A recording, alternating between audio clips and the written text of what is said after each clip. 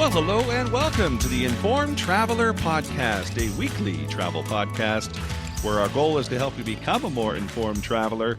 And I'm your host, Randy Sharman. Have you ever heard of Skip Gen Travel?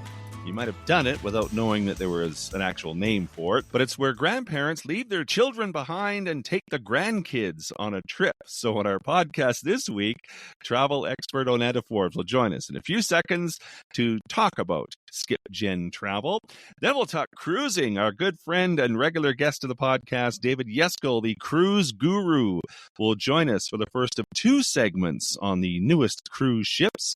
So this week, David will give us his review on the Sun Princess. And Ken Stewart from Crowfoot Travel Solutions will be along to give us a few destination ideas and travel deals with our weekly roundup.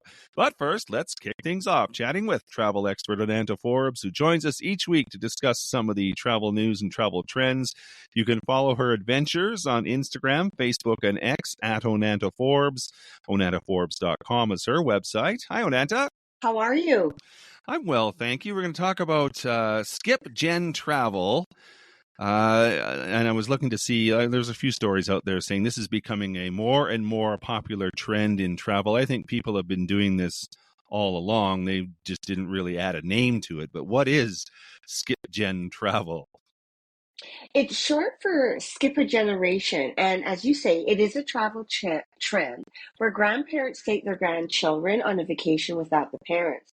So some of the advantages or benefits that the grandparents and the grandchild are seeing is that it allows quality bonding time between the two generations that may not be able to get to spend as much time as possible.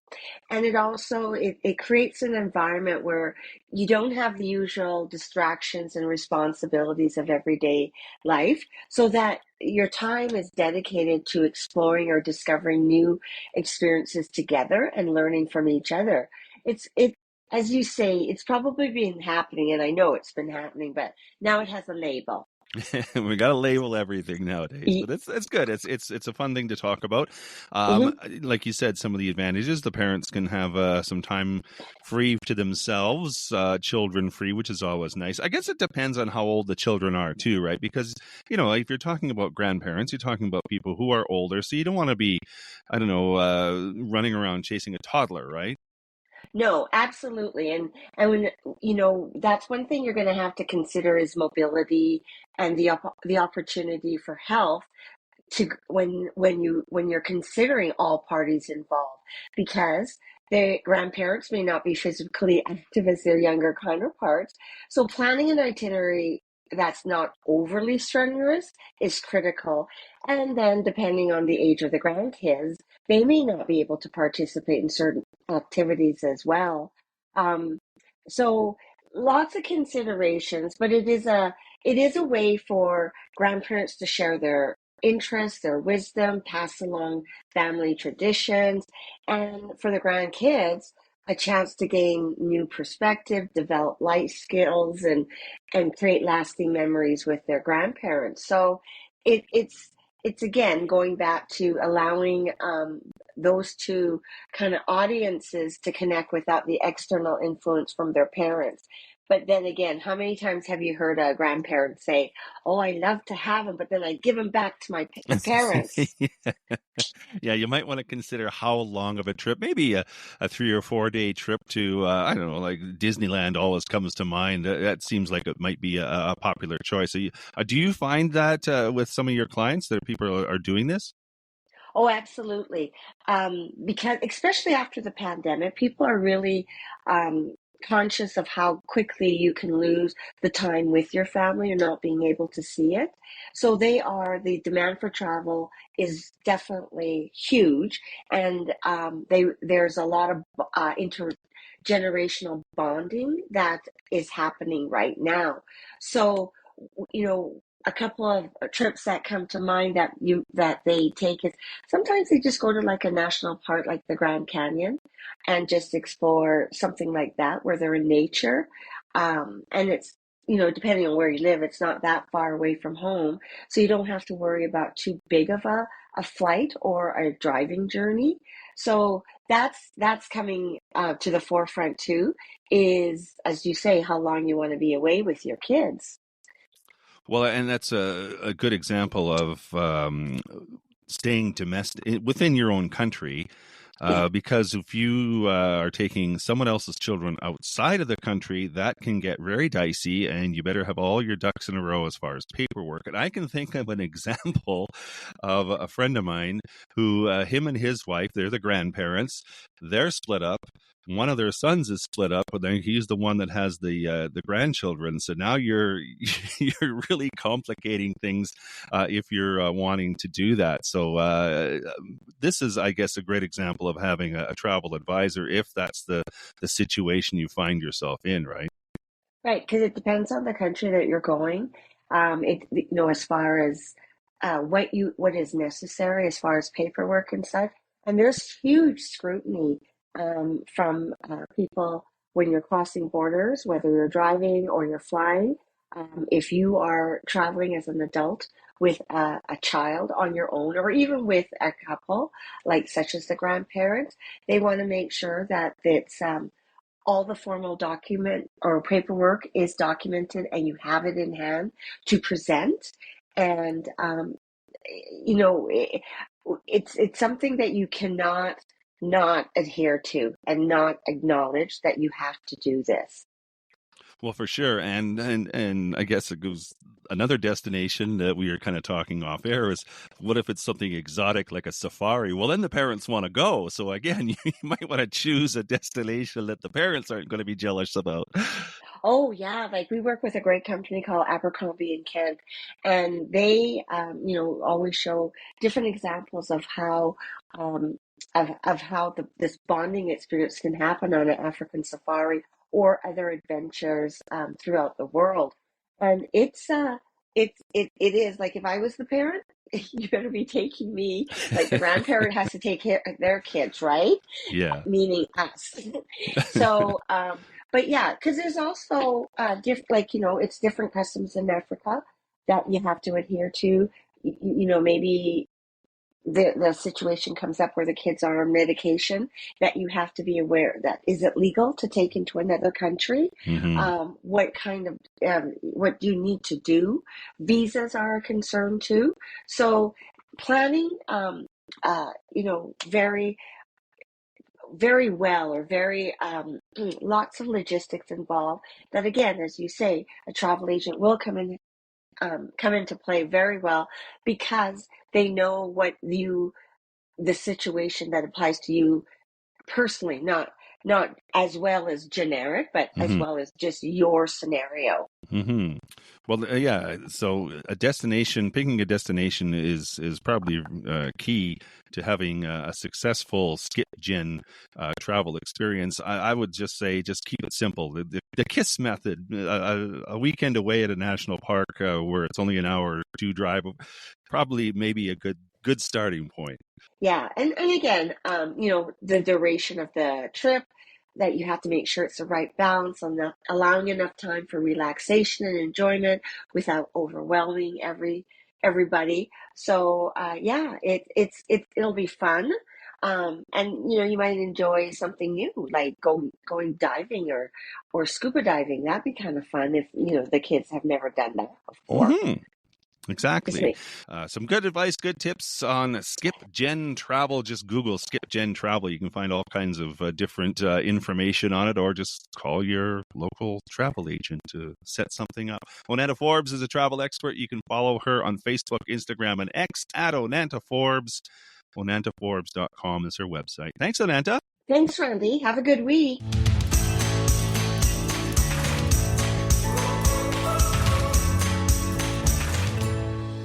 Well, we're going to talk about cruising now, and whenever we do that, we invite our good friend and regular guest to the podcast, David Yeskel. He is the cruise guru, and he's been doing a lot of cruising lately, and he joins us this week for the first of two segments we're going to do on the newest cruise ships. This week, David offers up his thoughts on the Sun Princess, and you can follow his cruising adventures on X at Cruise Guru, and his website is oceancruise.guru. Hi, David. Hey, Randy. You were on recently the Sun Princess. So give us your overall view of the Sun Princess. This Princess took a chance with this ship. It carries 4,300 passengers, which is about 700 more guests than their last class of ships, which were already kind of big for the what's considered cruising's premium category. Hmm. This 4,300 passengers really kind of puts the ship closer to the mega ship category. Um, so I have to tell you, I had my doubts as to whether they could maintain this premium product level that they're at, and do it with this many passengers in this larger ship. Hmm. And the good news is they did. And using a combination of design and upgrades and technology, um, they've maintained and even improved their premium level product on the Sun Princess, and it was just a really cool ship to experience. Tell me about the embarkation process with that many passengers. Do you notice it? Like you just said, you don't really notice it, but it seems to me the biggest hectic day is the embarkation and disembarkation, where you're talking about 10,000 people scrambling around to do everything. So, do you notice the embarkation process? You really don't on Princess because they have the medallion technology, Ah, yes. and that really speeds everything up. And nobody else in the industry, Randy, has this guest-facing technology that's as good or as wide in scope as the medallion. So it unlocks your door, it pays for drinks, you gets you on and off the ship quickly. It's a wayfinding tool. You can order food and drink anywhere on the ship, and and and most importantly, while I'm on this medallion theme, it provides personalization at scale. So what it does on a 4,300 passenger ship that you couldn't do otherwise, it identifies you to staff and crew. So as you're walking up to a host station at a restaurant, you appear on their tablet. And so they say, "Oh, Mr. Yeskel, of course, welcome." And they have you. They know how big your party is, and they know if you have dietary restrictions. And so this enables Princess to operate a ship this large and still provide personalized service. So That's so yes, amazing. getting back to the initial question, that you don't really notice it at embarkation because first of all, they have kind of staggered. They have you arrive at different times, so that there's no backup in the terminal. But it's Hmm. really quick. If you have the medallion, you tap the medallion, shows your photo, you're on board. So no. And when you're getting back on ship and port, same thing. It's quick. It's much quicker than other ships. Amazing. Let's talk about like some of the things you can do. Imagine there's Y- all kinds of things you can do now. There are, there are. So this is the first princess ship that was designed to attract families with children. Up until now, the line has kind of been content with their core demographic is 40s and over, I would Hmm. say. But they, of course, they want to appeal to the next generation, and they need to. So this is the first Princess ship that has a top deck amusement area. They call it Park 19. There's a splash zone, a roll glider ride. It's kind of like a hang glider type ride, ropes course, hammocks. There's a climbing structure. Um, all these things are designed, of course, to appeal to families, and they will. When I was on board, it was just the second revenue sailing, and not everything was working yet, and it was cold, also in Europe at that time. So Princess took a gamble here, and I think it's the right one because they do need to appeal to younger families and kind of get young families with children on board to experience the product. And I Hmm. think they're striking a good balance in between this new family-friendly product and some very familiar and favorite venues and concepts on, that Princess has carried forward from their other ships, so as not to turn off their core clientele. Hmm. Uh, I it talks when I'm thinking about all the things they offer, and you've mentioned some here, splash zone and a roller glider. I'm thinking about the problem that Disney and Universal have with crowding. Do you notice that too? Like, is there long lines to get on these attractions, or have they figured that out too? Yeah, they pretty much figured that out. They pretty much figured that out. So, you know, in certainly in hot weather, excuse me, and I wasn't on during that time. There might be slight waits for these things. There's always are for the most Hmm. popular ones, but the cruise lines like Princess will figure it out, and they learn how to manage the crowds, and you know they learn how the opening hours and how they move people through these activities and attractions. So I'm sure they'll be able to do that. Hmm. And are they open during port days? Like, are people Yeah, allowed to stay and enjoy them? Because I would think that would be the best time, yes, right? absolutely. Absolutely, they're open during port days, and you're right. That is the best time to experience these things on deck that are normally popular, you know, on sea days, of course. On sea days, everybody's on board. Everybody wants to do everything that there's, you know, uh, take part in all the activities. But when you're in port, the ship is, of course, less busy. So Hmm. that's when you can experience these things without a wait. Nice. Okay, let's talk about the food and all the different food Yeah. options.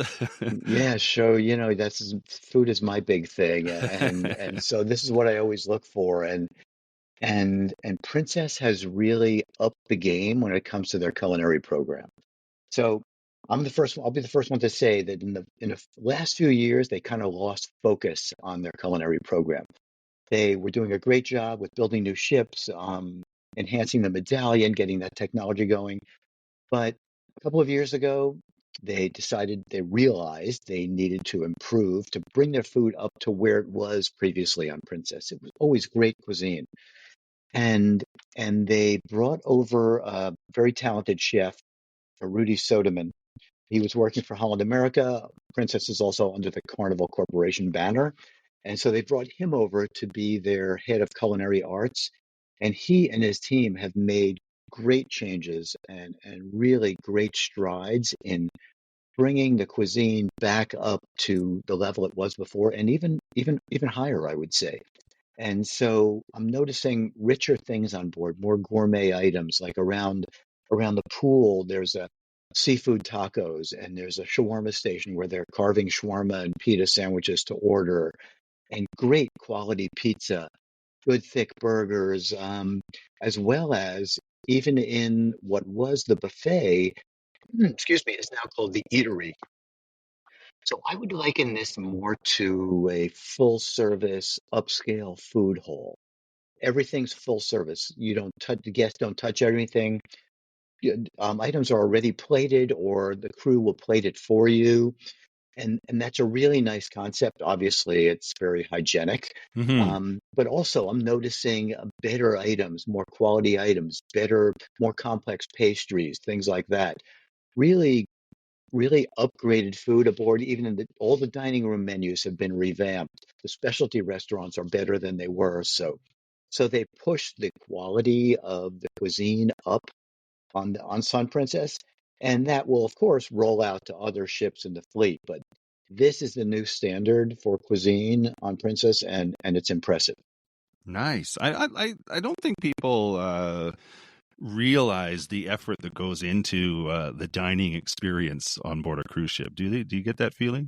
Yeah, people don't realize what has to be done behind the Yeah, scenes, right. Like, there's right? a To deliver, lot of work that goes right, into right, making exactly. all that food for you. Making all that food and to deliver a restaurant quality product to Hmm. 4,300 guests. So that's where the magic happens. Hmm.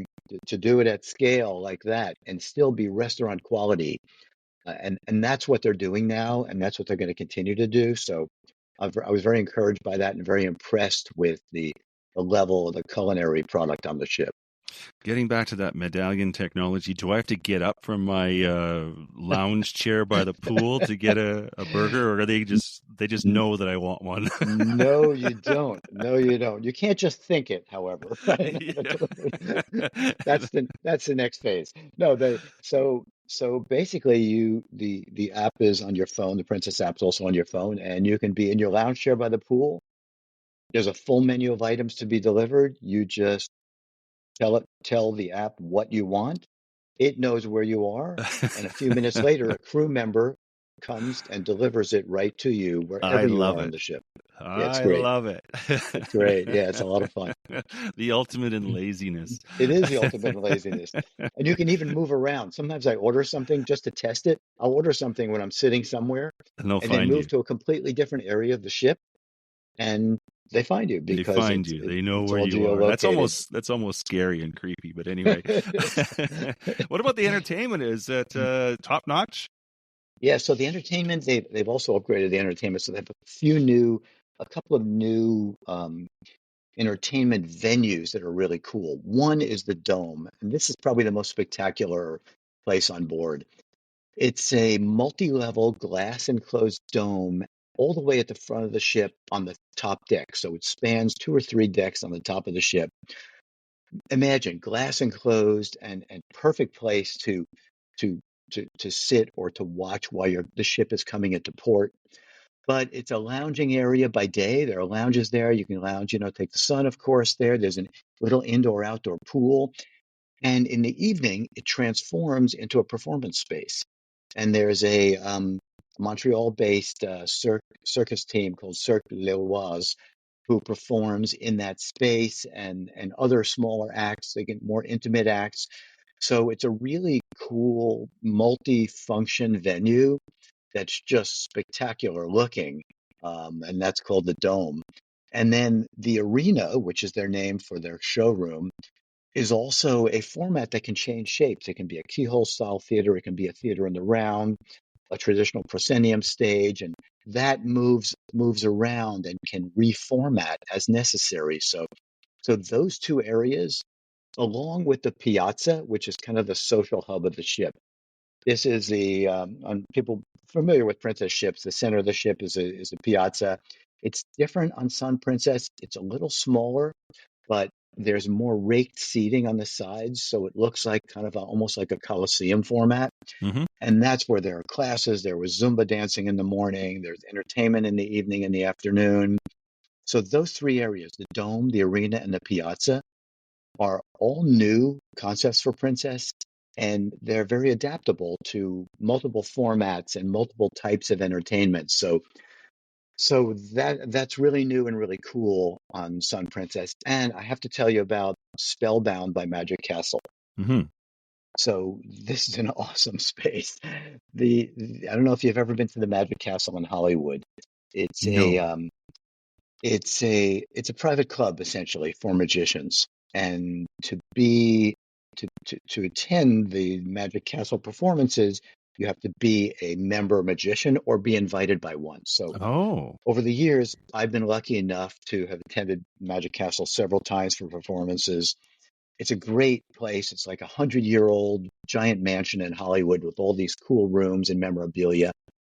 And Princess essentially licensed the concept and worked with the original creator's family to create a venue on board called Spellbound by Magic Castle.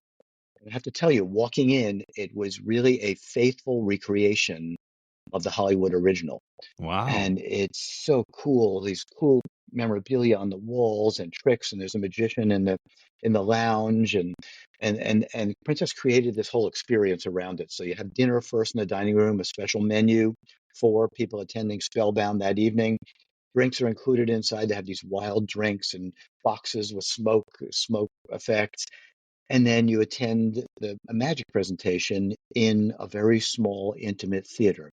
So they're charging $149 for that. They're calling it an extraordinary experience, but it's nobody else in the industry has anything like that. It's Spellbound by Magic Castle. It was really in the universe of cool things aboard the Sun Princess, the new things.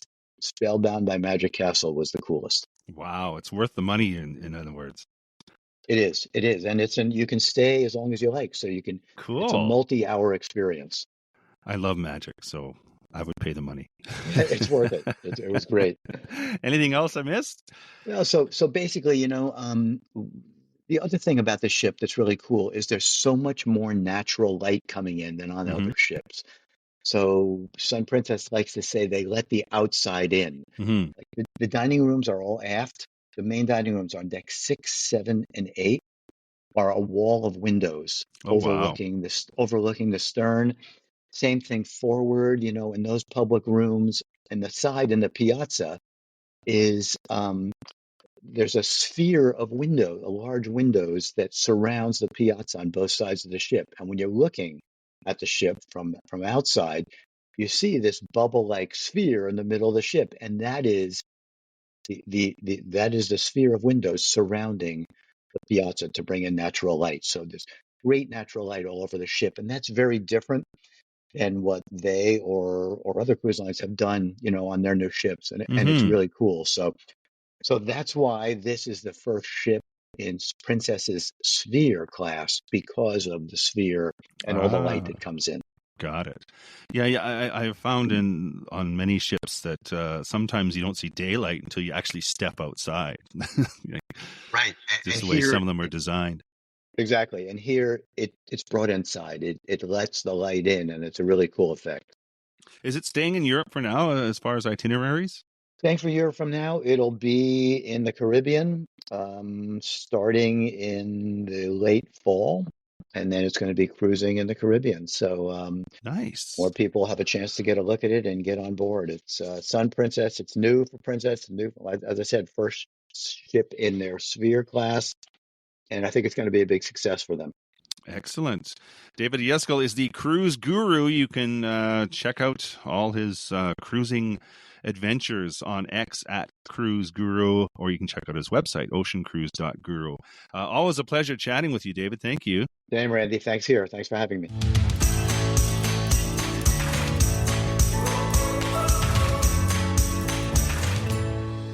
This is the Informed Traveler Podcast. I'm Randy Sharman. Just want to remind you of our website, theinformedtraveler.org.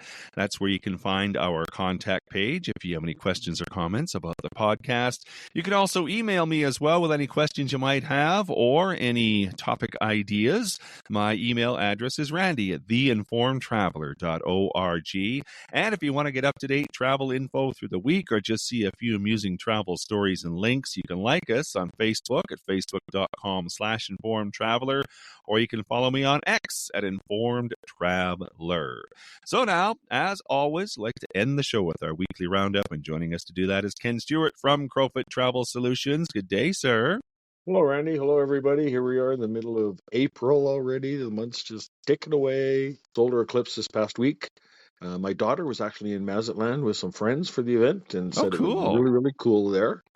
And a lot of our sister agencies down in the USA where the path went as well, they posted some very cool pictures where they were in the path of totality.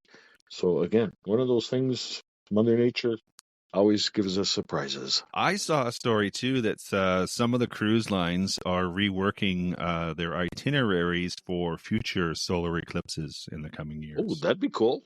Yeah, so wouldn't that be cool to be, even if you're over the ocean and see a solar eclipse. So that'd be really cool. That would be. Viking River Cruise is sailing closer to home. It's got some new itineraries for 2025. You can sail along the mighty Mississippi, Mississippi. I have to do that every time. Reminds me of when I was a kid. It used to be one of those words everybody used to love to spell like that. Sail from Memphis, 8 days, and stops along the way and ending up in fabulous New Orleans. So again, you can always extend your stay both ways to enjoy those two cities and spend a little more time there, but only a $25 deposit, free round trip airfare, and all-inclusive fare starting at $39.99 a person.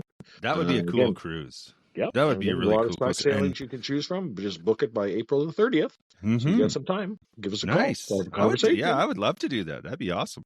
Well, I think it'd be fantastic because you got all kinds of history, as well as you got the rock and roll in Memphis, and then you've got the blues and everything all the way down New Orleans. A couple of days there at the end. Oh, be a party. Be a That'd party. be great. Yeah. Take a few friends. Yeah. World River Cruises, Europe, Egypt, Southeast Asia, India, and Peru are some of the most luxurious in the world that they offer. And right now we've got savings from $500 to as much as $4,000 per person on a wide selection of the 2024 offerings still available. Again, new bookings by April the 30th. Holland America has come out with their Grand Voyage on sale now. So if you've got time, book by April 22nd to secure your spot and the best offer for the 2025 Grand Voyage. $1,350 reduced deposit per person, plus receive a free Wi-Fi package, $500 air Oh, credit, and more with the early booking bonus. And surprisingly, how often these long voyages at the cruise lines do sell out quickly. If you can't fit it all in, you can pick sections. And so you could do 1, 2, or 3 of the sections on there. So, for example, we've got the full grand voyage is 133 days, round trip Fort Lauderdale. If you can't do that, you could split that first 100 days. They're doing 47 from Fort Lauderdale to Buenos Aires. Then the next section goes from Buenos Aires to Amsterdam. And if those aren't going to fit in your time frame or whatever, then you could do from Buenos Aires to Fort Lauderdale if you want the real long one, or Amsterdam to Fort Lauderdale. So again, lots of options on there and some great pricing. just do the full thing. And did you say a free Wi-Fi package? Like if you did a 133-day cruise and a free Wi-Fi, that in itself, can you? Because you could be posting every day about where you are in the world, so that would be really cool. I think so. And again, all these we're got, like I say, you have to book and secure your spot by April 22nd because we're sailing on January the 25th of 2025. Nice. Oceania Cruises also wants to experience some of their exotic destinations like Africa, Asia, South America, and of course Down Under in the South Pacific. New bookings by May 31st. It's going to get you a free pre-night hotel in your starting destination. Right now they've got 2-for-1 cruise fares on, free round-trip airfare, free airport transfers, free shore excursions, free champagne, wine, and more. Free gourmet specialty dining, free unlimited Wi-Fi that we were just talking about. That sounds like something that'd be worth a free phone call to me. Look at all that free. I don't know. Exactly. A lot of 4-letter words in there, but they're all the good ones. Well, when you I'm going to harp on the free unlimited Wi-Fi. Wi-Fi is very expensive on a cruise. Exactly. So that is a good package. That's a good little gratuity there. Emerald River Cruises, indulging in luxury of a river cruise to some of Europe's most captivating destinations. Enjoy savings of up to $8,000 a couple on select sailings. So, again, you can make the experience even more unforgettable. Right now, they've got a complimentary one-night hotel stay or a 2 or 3 city night stay, including breakfast and city tour on the select sailings that they're offering. So, again, lots of extras there. Air Canada Vacations wants to help you book your sun destinations. Right now, you can save up to $250 a person. So, for example, your family, that would be $1,000 savings on select vacations. Lots to choose from. That. For next fall and winter, again, you have to travel by April of next year. So, again, lots of opportunity, lots of dates and choices. And as well, you collect all your Aeroplan points in there. I know you're an Aeroplan member. I am. And a lot of times we have bonus Aeroplan points that ACV are offering. And as well, if you're a member of our travel club on a lot of Air Canada Vacations packages and cruises and things we book through them, you can get extra Aeroplan points. Ooh. And once you've got a whole bunch of those points, they're real easy to use now. You don't have to worry about calling into Air Canada and trying to figure out if the flights are going to work and all that kind of thing. Just convert them to a gift card. And then you can apply as many of those points and gift cards that you converted and apply them to any Air Canada Vacations package, whether it's Europe, sun destinations, anywhere that they're going. And then can you collect points on that package from the gift cards? You betcha. Yep. You still get your points back on that package. So double dip in like our travel club. There you go. I like it. I'm just going to book a trip now just to collect the points. I don't really... We talked about these guys last week. TTC Travel includes names like Trafalgar, Cost Savers, Insight Vacations, Luxury Gold, Brendan Tours, all fantastic trips that they have. So whether it's a last-minute spring getaway, summer vacation, or want to explore a new destination this fall, they've got savings up to $4,000 on over 250 worldwide tours in their portfolios. So right now, you add that air in there, you're going to save another $200 a person. And lastly, we mentioned it just a minute ago, lots of new people joining our free travel club these past weeks. Gets all kinds of extra perks and offers for you many times in addition to the supplier's best offer or sales, like the Aeroplan, so you can double dip and save extra when you're booking through our office as the official Travel Savers affiliate here in Calgary. And you're also going to get our monthly newsletter, all kinds of great information, travel ideas, and more, just like you offer online. These offers change every 3 months. The new one's just started back on April the 1st. And also new starting this month, there's extra monthly specials as well that are going to change each month. So you get more offers from more suppliers. And best of all, it's free. And if you decide you don't want the emails and it's not working for you, not a problem. Just unsubscribe. Again, it's free. I like free. Speaking of free, what's that free phone call number? In Calgary, you can call us at 403-241-7140. And if you're outside Calgary, call us toll free, 877-511-5511. Then you can relax because it's all taken care of. Indeed, sir. Have a great week, everyone.